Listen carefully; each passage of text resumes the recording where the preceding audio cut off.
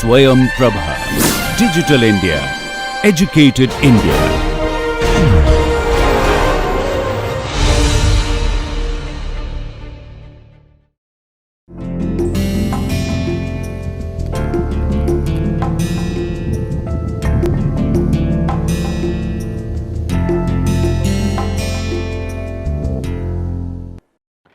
Namaste. Today we shall have a look at calipers, an instrument that is used for the measurement of tree diameters. Now, as you can see on this slide, this shows a vernier caliper. This is an instrument that most of us have used in our physics labs. A vernier caliper consists of internal jaws, external jaws. It has a scale that generally has readings in metric as well as imperial scales. It has a depth measuring blade and a locking screw. So, if we drew these calipers, we would have, so we have a scale on which we have a fixed jaw, then we have a moving jaw and a knob here. So, here we will have the scale, and this jaw might have a viewing section with a mark, and this would tell us what the reading is. Now, vernier calipers are generally used for smaller objects. In the case of trees, we have a bigger version of these calipers. So, these are the tree calipers, as you can see on this slide. These are extremely huge devices. They also have a very similar construction. They also have a scale, a fixed jaw and a moving jaw that also has a knob. Now, this knob can be adjusted. So, when you tighten this knob, you fix the moving jaw, and when you release it, the moving jaw can be moved. Now, how do we use this instrument? Well, we make this moving jaw movable by releasing the screw, and then we take it to a tree, and then we place the trunk of the tree between the two jaws. So, if we drew it here on the slide, you would have your tree that comes somewhere like this, and then this moving jaw would be moved till any gap that lies in between your jaws and the tree gets removed. Once that is done, you will take the reading that is shown here. So, you will get this reading, and that would be the reading of the diameter of the tree.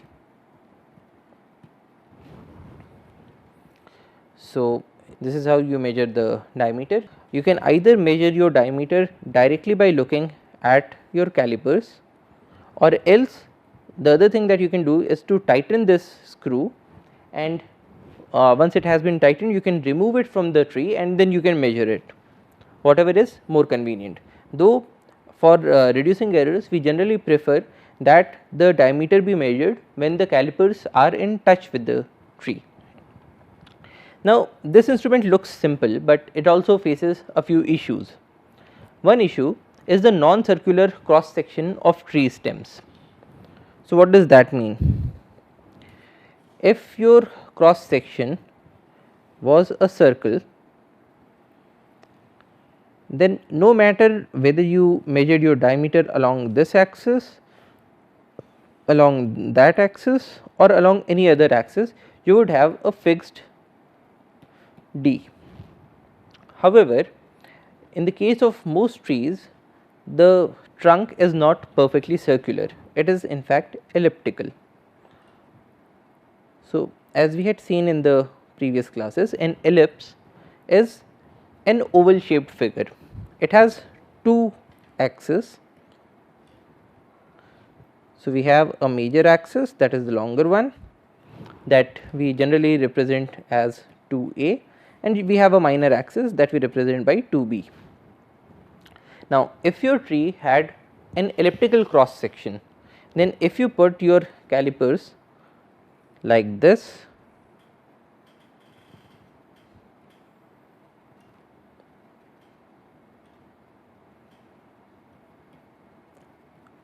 So, this is your fixed arm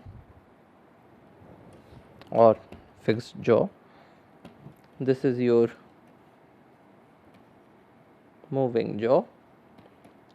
So, in this case the reading that you get here, this reading would be the reading of 2A or the major axis, and that would be the diameter that you would be measuring. On the other hand, if you had kept your calipers at a perpendicular location like this, so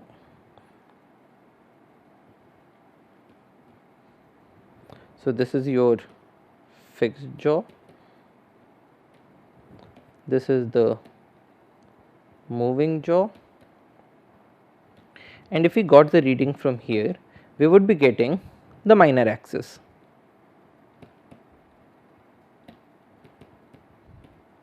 Which would be the diameter that we would be measuring. Now, apart from these two diameters, you could also be placing your calipers at some other location. Say if you kept it like this. So, this is your fixed jaw and this is your moving jaw. So, this is the fixed jaw and this is the moving jaw. Now, if we got the reading from here, we would also be getting a value of D, which would neither be the major axis nor the minor axis, but somewhere in between. So, what do we do in these cases? In the case of an elliptical tree, we take two readings. So, the first reading would be the major axis, the second reading would be the minor axis, and we define D as D1 plus D2 by 2 or the average of major and minor axis lengths. So, this is one way in which we could take the readings for trees that have an elliptical cross section. Now, remember that both these readings have to be 90 degrees apart. So, this is something that we need to keep in mind. However, as you can see on this slide, we can have a tree with a cross section that is neither circular nor elliptical, but has a random shape. So, suppose this is your cross section of tree stem. What do we do in this case? So, here if you take a diameter across this axis, it would be very different from a diameter across this axis and maybe a diameter across this axis. So, all these diameters are very different. So, in these cases, what we can do is we can take a number of diameters. So, we will take D1, D2, D3 and so on, and then we can calculate an average D for the case of irregular stems. Another issue with the use of this instrument is the weight and the size of the instrument. So, as you can see on the slide here, this is how a person who needs to take this instrument to the field would take it. So, both the jaws are placed close together, the screw is tightened and then it is held on one of the shoulders. So, as you can see, the size of the instrument is roughly the size of a person. Besides, it is made out of metal, it could also be made out of wood, but in both the cases it is quite heavy. So, the usage of this instrument in the field becomes difficult. Another issue is the issue of zero error. Now, what do we mean by zero error? So, for instance, if we took our instrument and we placed both jaws in touch with each other,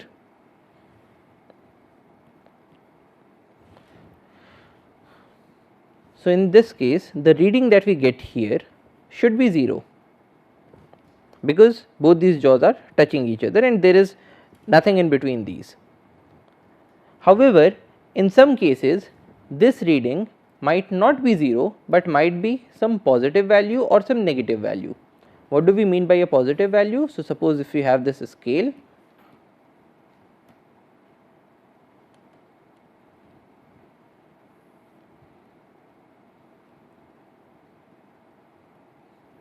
so suppose this is 0, 1, 2, 3, 4, and if on placing both these jaws together, suppose we got a reading that came somewhere here, so it is greater than 0, so we will call it a positive 0 error. If we got a reading to the left side of 0, we would call it a negative 0 error. So, as you can see on the slide here, so to figure out the 0 error, you put both the jaws together and then you take the reading of what is seen on the scale. Another issue with the instrument is the issue of play. Now, what do we mean by play? Play means that when you are taking the readings, then both the jaws of the instrument need to be parallel to each other. So, this is the fixed jaw, this is the moving jaw, and both these need to be parallel to each other.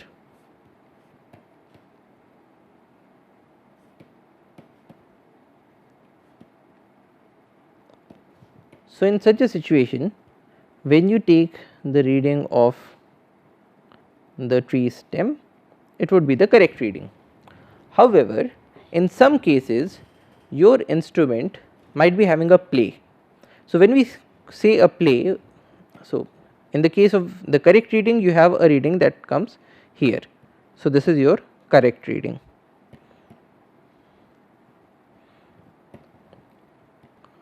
So, in the case of a play, this whole arm could swing to a side. So, it would become something like this. So, here as well you are trying to measure the diameter of the same tree stem, but the reading that you will be getting is the reading here, which is an incorrect reading.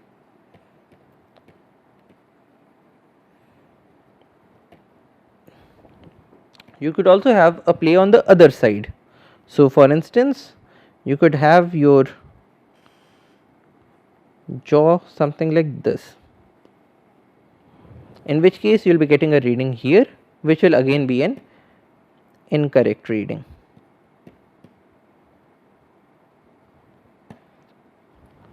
So, the errors that are generated by this phenomenon, in which your moving jaw is not parallel to the fixed jaw, is known as play. So, if we can see on the slide here, this is the amount of play that you could have on this instrument. So, in the first situation, both the jaws are diverging from each other. In the second situation, both the jaws are converging together. So, in both these situations, we will not be getting the correct reading. So, what do we have to do to overcome this error? Well, we will need to adjust the instrument, and this adjustment might have to be done again and again. That being said, there are a number of advantages of using calipers. Advantages.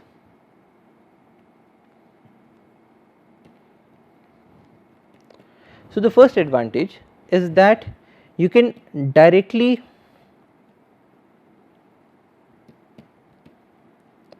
measure the diameter.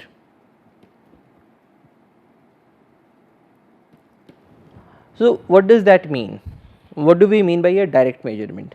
Well, in the case of calipers,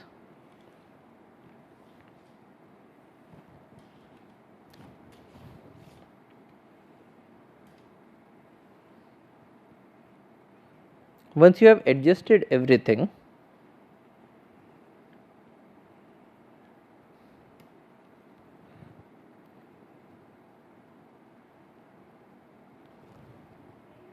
the reading that you get here is the diameter.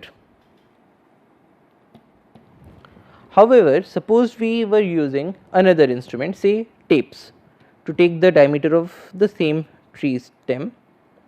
In that case, you would take a tape, you would make it go all round your stem, then you would tighten it and get the reading here, which would give you the girth of the tree.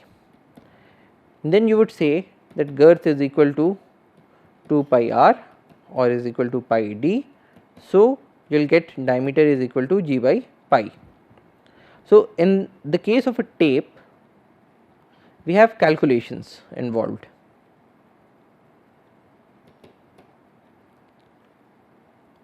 But in the case of calipers, we have a direct reading.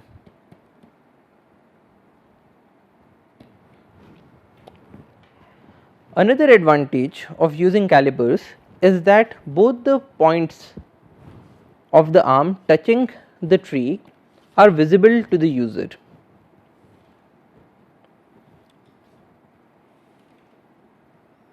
So, if these were your calipers,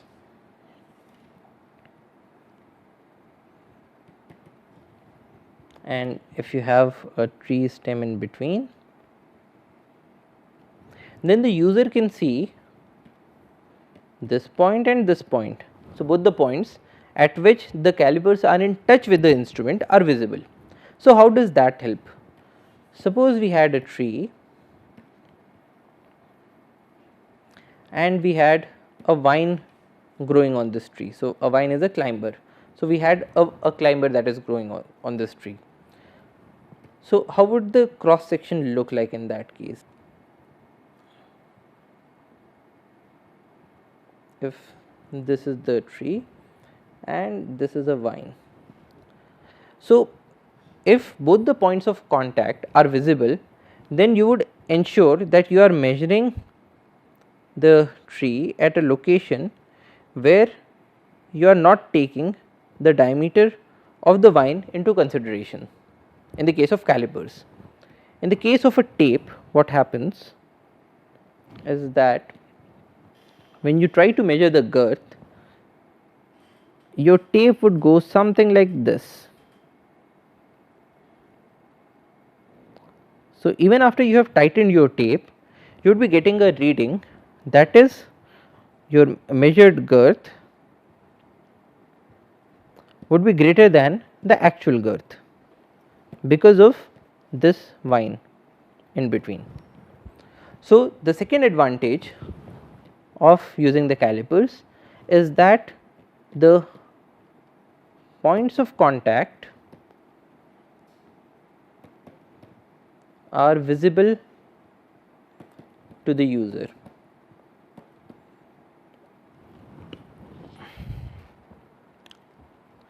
Another advantage of using calipers is that when you are pressing the stem at 2 points. So, as we have seen in a previous lecture as well, this stem would be surrounded by a bark.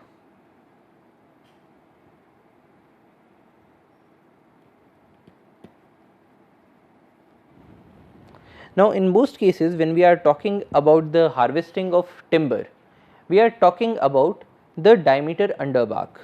So, it is this diameter, this is the diameter under bark and this is the diameter over bark.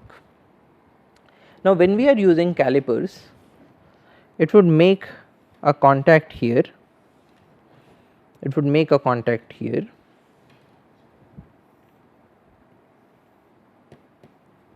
and then we would try to tighten the instrument. So, we are moving the moving arm towards the fixed arm, in which case this bark would get crushed at these locations and the reading that we would be getting is close to the reading of the diameter under bark. So, the third advantage is that bark gets crushed, giving us diameter under bark in which we are more interested.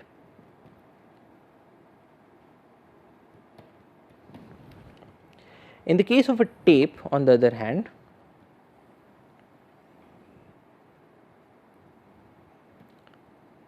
if we had a tree with bark, and in some cases it is a very loose bark, there is no way in which we could remove bark from all the sides and then take the reading. So, the reading in the case of a tape is mostly the girth over bark, unless and until we have removed the bark. Another advantage of using the calipers is that it is very easily adaptable by unskilled labor. So, what do we mean by that case? Suppose we have diameter readings, suppose we have it as 10, 11, 15, 18, 24, 26. In most cases, what we are interested in when we are trying to get a picture of our forest stand is not these individual diameters, but these diameters as put into diameter classes. So, what would be a diameter class like? So, suppose we had some other readings 9, 8, 32. So, what do we mean by diameter classes? We could have diameter classes like 0 to 10, 11 to 20, 21 to 30, 31 to 40. And what we are interested in to make sense of this data is how many trees do we have in the case of 0 to 10. So, for instance, in this we have 2 trees, then 11 to 20 1 2 3 3 trees, then 11 to 20 has 1 2 3 3 trees, 21 to 30 has 2 trees, and 31 to 40 has just 1 tree. So, by getting these diameter classes and the number of trees, we are getting a very rapid picture of this forest, that most of the trees are in the lower diameter classes. Now, if in the case we are more interested in these diameter classes, if we took individual readings, we would have to ultimately convert it into diameter classes. Now, for use by unskilled labor, it is very difficult to tell unskilled labor that they should take these individual readings and then convert it into a diameter class. So, what we could do in the case of the calipers is something very smart. So, we have these calipers, but we would place our diameter readings right here. So, we would form a band, say this is the red band that goes from 0 to 10, then we have a green band. So, we can paint our scale so that it goes from 10 to 20, then we could have another band,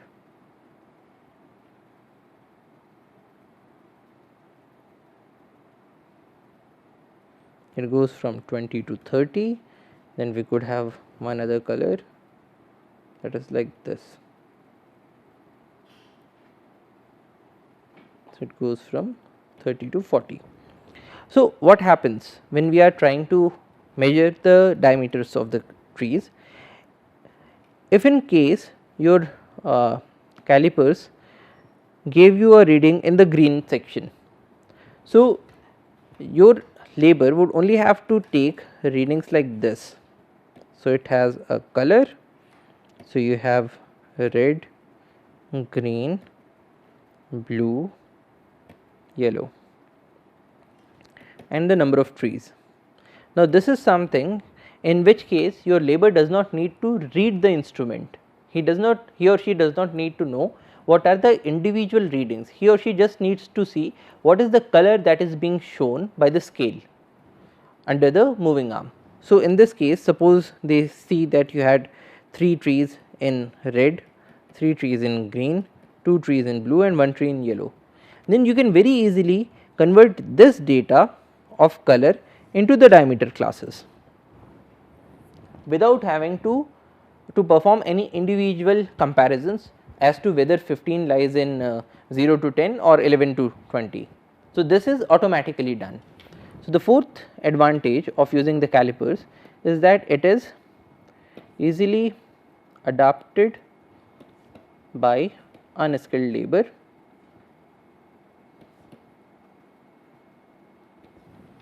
especially for dia classes.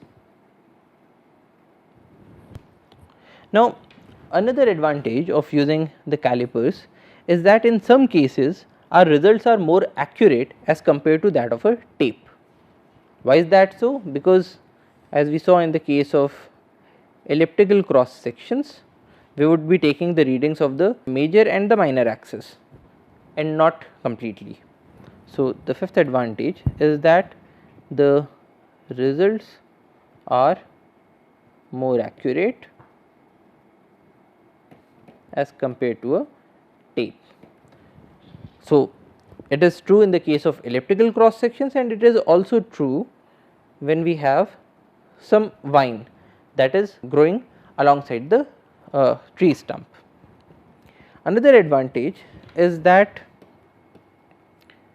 errors positive and negative cancel each other.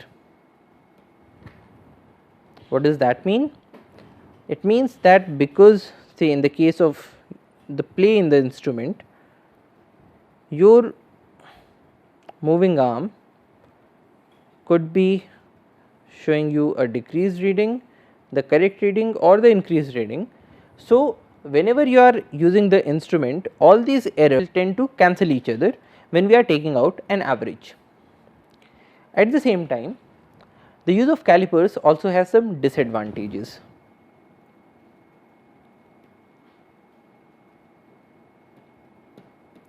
One is, as we have already seen, is the need for adjustment.